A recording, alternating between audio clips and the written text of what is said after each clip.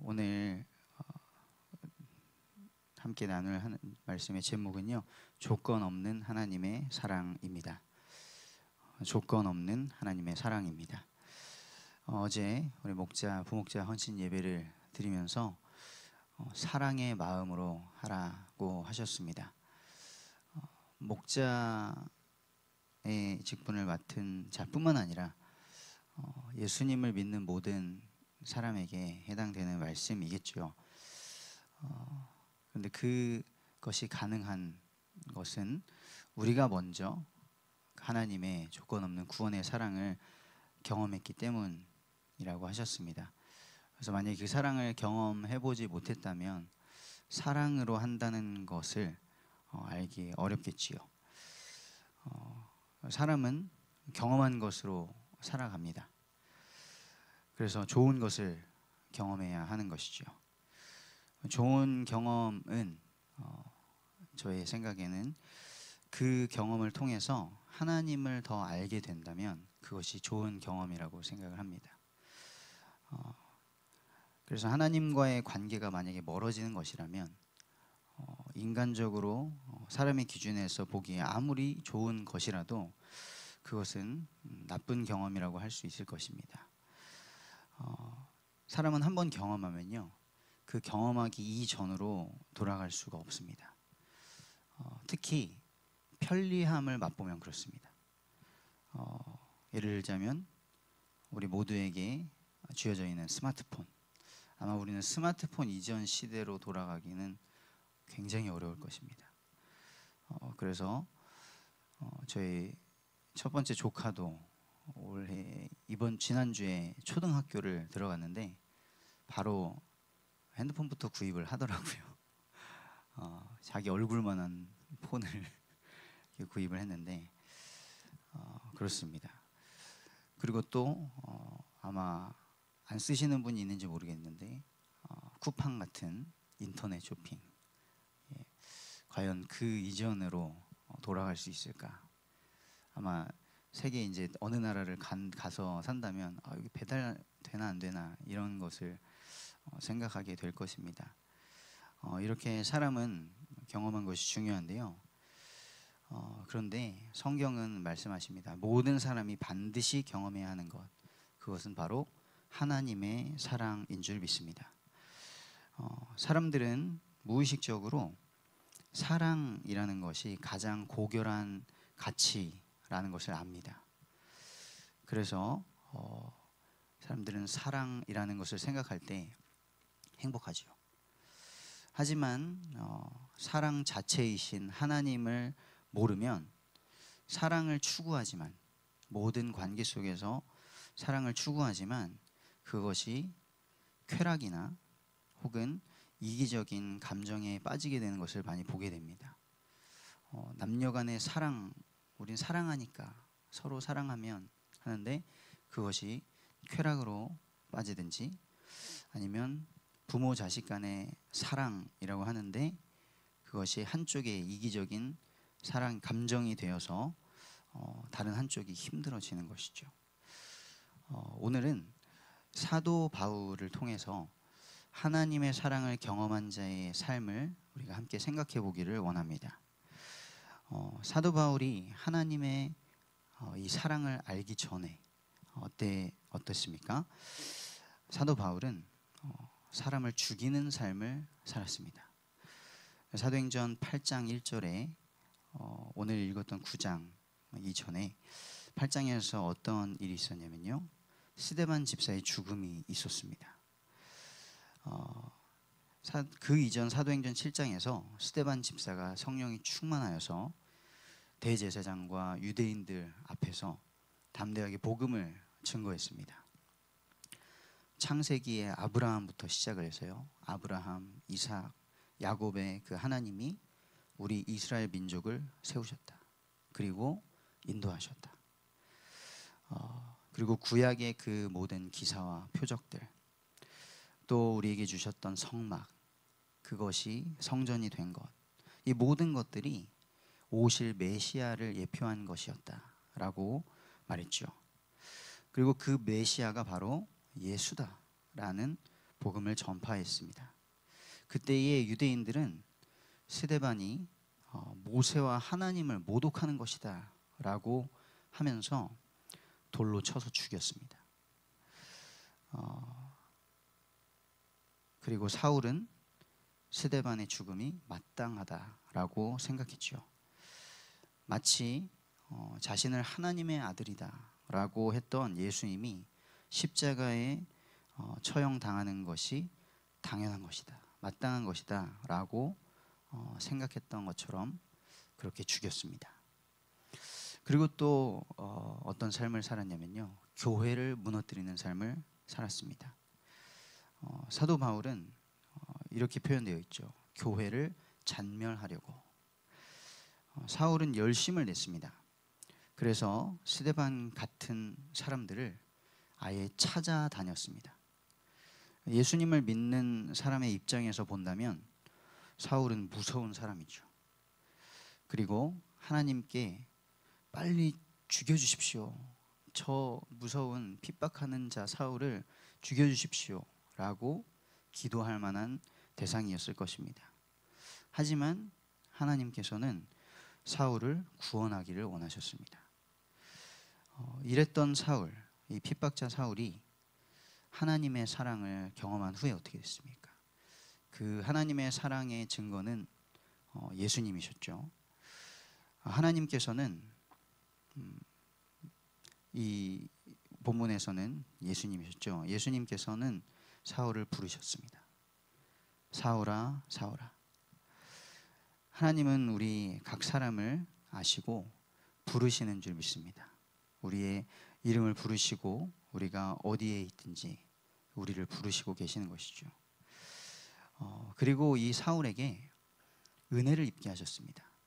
그냥 바로 하나님께서 어떤 깨우침을 주셔가지고 내가 하나님을 만났어, 하나님을 봤어 한 것이 아니라 어떻게 하셨냐면 네가 행할 것을 네게 이를 자가 있다 라고 하시면서 안내를 하셨죠. 바로 아나니아였습니다. 그 아나니아는 다메섹 지역에서 기도하고 있던 사람이었죠.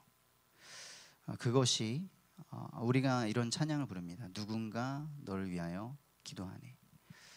누군가 저와 우리 성도님 한 분 한 분을 위하여서 기도했었기 때문에 우리가 하나님의 부르심을 받게 되고 예수님을 만나게 된 줄 믿습니다. 그것이 교회의 역할이죠.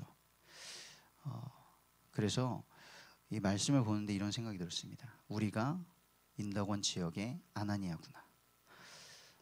이렇게 기도하고 있던 아나니아를 통해서 바울이 은혜를 입게 하나님께서 하셨습니다. 그리고 사울은 다메섹으로 가는 길에서 큰 빗속에서 예수님을 만났을 때 눈이 가리워졌죠. 그런데 다시 보게 하셨습니다. 그래서 사울에게 왔던 아나니아는 말씀했습니다. 예수님께서, 네가 만났던 그 예수님께서 너로 다시 보게 하시고, 우리는 모두 창세기 3장 그 이후에 타락하고 범죄한 이후에 하나님을 올바르게 알지 못하게 되었습니다. 우리의 눈이 가리워졌죠. 그랬던 눈이 열렸습니다. 생명의 빛이 비춰진 것입니다. 그리고 너로 다시 보게 하시고 너를 성령으로 충만하게 하신다라고 말씀하셨습니다. 이 핍박자였던 사울이 하나님을 위해서 열심을 낸다고 생각했던 사울이 그것이 아니었다는 것을 알고 하나님의 것으로 회복되었습니다. 하나님의 영이 불어와야 땅의 흙으로 지음받은 우리 사람이 살아납니다. 성령이 들어오시면 에스겔이 환상에서 봤던 것처럼 마른 뼈도 살아나는 줄 믿습니다. 이렇게 예수님을 만나고 성령을 받은 사울은 이날 이후로 완전히 달라졌습니다. 예수를 믿는 사람을 잡아 죽이던 사울이 예수가 바로 하나님의 아들이시다라는 것을 전파하기 시작한 것입니다. 자신이 이방인의 사도로 부르심을 받았다는 것을 알고 나서는 나중에 이방인을 향해 갈 때에는 히브리식 이름 사울보다 로마식 이름인 바울을 많이 사용하게 되지요. 이런 바울은 어떤 모습으로 달라졌습니까? 단순히 전도 왕이 된 것이 아니었습니다. 그래서 자신의 과거는 어땠든지 삶은 어떻든지 복음을 많이 전하는 사람이 단순히 된 것이 아니었습니다. 구원의 이 사랑을 경험한 자의 삶. 바울은 겸손했습니다. 하나님 앞에서 자신을 본 것이죠.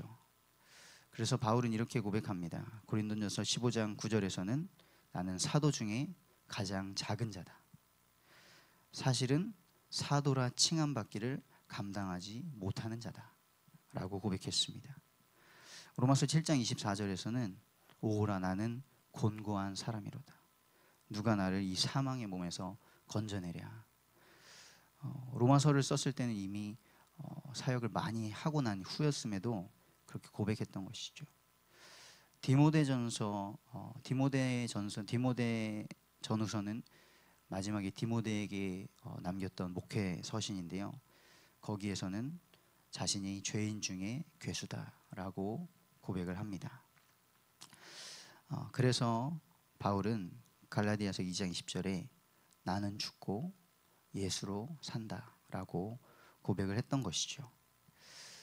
그리고 그는 그렇게 겸손한 말만 했던 것이 아니라 실제로 모든 사람들을 긍휼한 마음으로 대했습니다. 자신이 입은 그 하나님의 사랑으로 이웃을 봤던 것이죠. 그래서 로마서 9장 3절에서는 이렇게까지 고백합니다. 나의 형제 곧 골육의 친척을 위하여 구원받을 자들을 위하여서는 내가 저주를 받아서 그리스도에게서 끊어질지라도 내가 원한다. 저 영혼이 구원을 받을 수 있다면 내가 그리스도에게서 끊어지는 것도 원한다고까지 고백을 했습니다. 바울은 원래 스데반이 죽임당하는 것을 마땅히 여겼던 사람입니다. 하지만 그 스데반은 돌에 맞아 죽어가면서도 하나님께 저들의 죄를 저들에게 돌리지 말아달라고 간구했습니다. 아마 사울은 그때 그 모습을 절대 잊지 못했을 것입니다. 그래서 자신을 복음의 빚진 자라고 고백을 했었고요. 고린도전서 9장 22절에서는 자기가 약한 자들에게는 약한 자와 같이 된다. 할례자들에게는 할례자와 같이 된다. 여러 사람에게 여러 모습으로 간다. 왜냐? 몇 사람이라도 더 구원하기 원하기 때문이다 라고 고백을 합니다. 이것이 하나님의 조건 없는 구원의 사랑을 경험한 자의 삶이었습니다. 결론입니다. 저와 우리 모든 성도님들이 조건 없는 이 구원의 사랑을 경험하기를 원합니다. 우리가 한번 생각해 봤으면 좋겠습니다. 나는 과연 하나님께서 구원하실 만한 사람이었는가? 성경은 말씀하십니다. 그런 사람은 없다.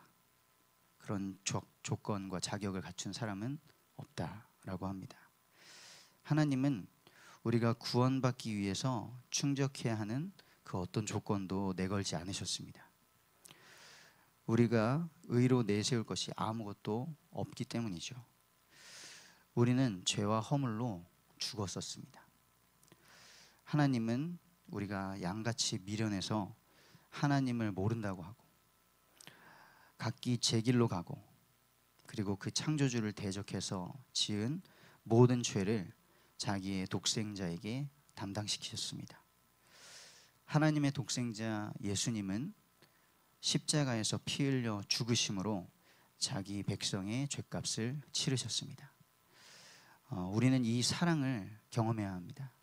우리의 자녀들도 우리 후대들도 이 사랑을 경험해야 할 줄 믿습니다. 이 사랑을 마음에 새기고 잊지 말아야 합니다. 그리고 이 사랑을 경험했다면 이 사랑을 주신 하나님을 마음과 힘과 뜻과 목숨을 다해서 사랑해야 합니다. 그리고 우리를 사랑하신 주님의 명령을 따라서 이웃을 사랑해야 될 줄 믿습니다. 사랑하는 사람에게는 가장 좋은 것을 주고 싶은 것이 당연하죠. 이 세상에서 가장 좋은 것은 예수 그리스도의 복음입니다. 이 복음 안에 죄 사함이 있습니다. 그리고 회복이 있고 또 우리가 살아갈 사명이 담겨져 있습니다. 복음 안에 모든 것이 들어있는 줄 믿습니다. 오늘도 하나님의 사랑을 입은 저와 우리 모든 성도님들을 통해서 잃어버린 한 영혼이 하나님의 사랑을 경험하게 되기를 축복합니다.